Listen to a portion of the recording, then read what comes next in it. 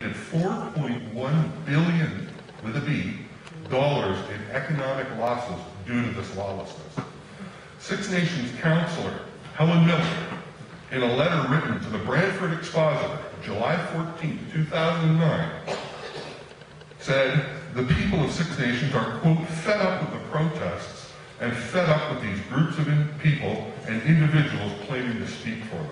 She goes on to say, as for who represents Six Nations, let me put it this way.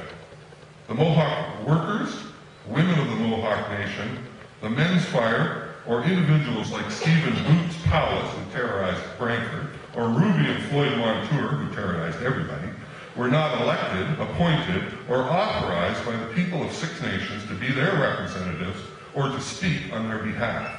Nor is the Haudenosaunee Development Institute, the HDI, supported by the elected council or the community at large. Nevertheless, Kiefer and Kewpie continue to bring non-native radicals into Caledonia to support these groups.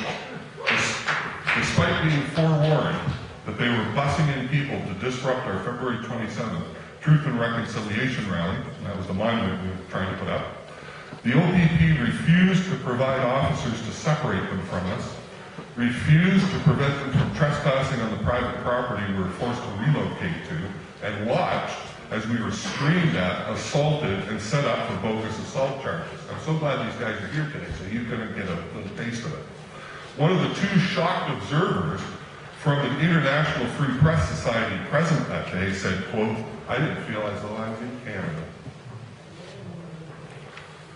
Make no mistake about it, Caledonia is the front line for extreme left-wing radicals who are using native crime groups as proxies for their own anti-capitalist, anarchist mission to undermine the rule of Canada, the rule of law in Canada.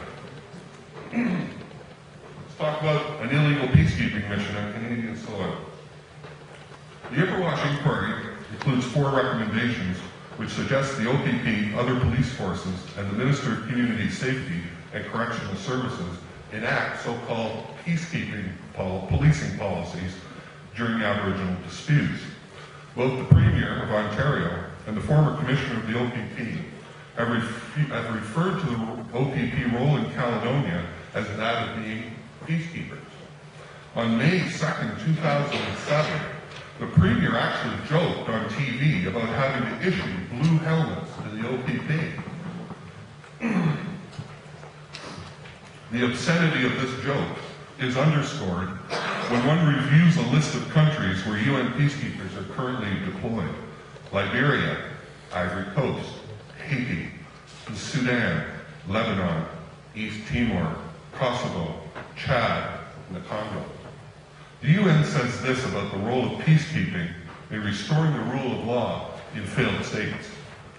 The rule of law is the legal and political framework under which all persons and institutions, including the state itself, are accountable. Establishing respect for the rule of law is fundamental to achieving a durable peace in the aftermath of conflict. Laws need to be publicly promulgated, equally enforced, and independently adjudicated, and be consistent with international human rights norms and standards. Peacekeeping works to strengthen police, justice, and corrections institutions, as well as the institutions that hold them accountable. Since 1999, all major peacekeeping operations and many special political missions have had provisions to work with the host country to strengthen the rule of law. Obviously then, peacekeeping missions are not deployed to undermine the rule of law in stable democracies by withholding law enforcement protection from innocent civilians to appease armed aggressors of a favored race. Strangely, not one politician or journalist has ever thought to ask some seemingly obvious questions. Number one, who has the authority to authorize a peacekeeping mission on Canadian soil? 2, what legal authority exists for substituting a peacekeeping policy in place of the legal protections of the Charter of Rights and Ontario's Police Services Act during any land claim, let alone an imaginary one? And number 3, if Canadian citizens in Caledonia have so much in common with those failed states such as Haiti, Darfur, Kosovo, and Liberia, that they require a peacekeeping mission, why have our federal and provincial governments turned blind eyes to their plight? Now let's take a brief look at the dangerously flawed process used by the Ipperwash Inquiry to arrive at those peacekeeping recommendations. It is commonly believed that the Ipperwash Inquiry studied how to prevent violence during land claims.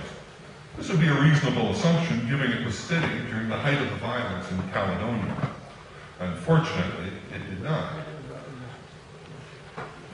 The inquiry only examined how to prevent police violence against Native protesters. It did not allow the issue of Native violence against...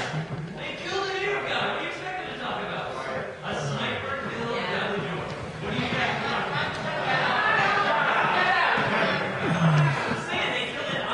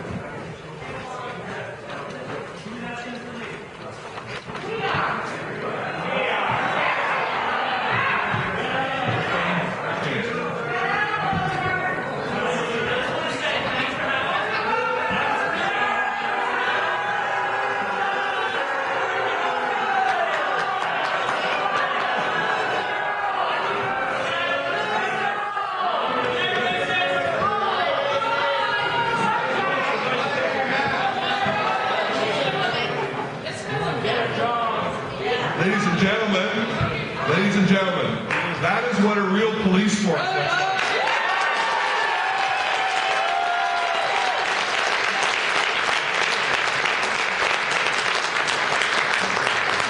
After everything you've seen tonight, is that not the most shameful, disgusting thing you have ever seen? After all these innocent human beings, you just heard about Native women being raped. You heard about little girls taking medication, heart attacks, suicide, and they just don't care. They want what they want, and that's it. Anyway, so let's finish. The Ipperwash Inquiry only examined how to prevent police violence against Native protesters.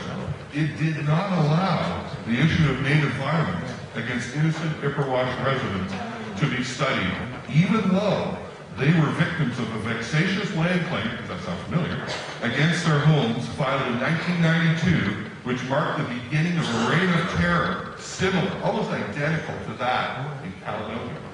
You never heard about that. Despite their nightmare, out of 139 witnesses at the Ipperwash Inquiry, not one resident was allowed to testify. The evidence of their suffering went unentered into the record and unnoticed by the media. During the 3 years that the inquiry was in session, non-natives were granted a total of a mere 90 minutes with the commissioner, which took place at a single town hall meeting on June 21st, 2006, at the height of the violence in Caledonia, and the minutes of that meeting were sanitized. This is why, out of 100 recommendations, not one is specifically directed at the prevention of Native violence against innocent residents. To conclude, the Ontario government knows full well the Ipperwash Inquiry did not allow the vital issue of Native violence against residents to be studied, yet it continued to use its skewed recommendations to justify the wholesale subversion of the protection non-natives are entitled to under the Police Services Act and the Canadian Charter of Rights. And it continues to allow criminals, anarchists, and the OPP to victimize them, all under cover of phony land claims and an illegal peacekeeping mission on Canadian soil. In my opinion, Caledonia represents an ongoing crime against democracy that must be ended, and it must be ended now. Thank you.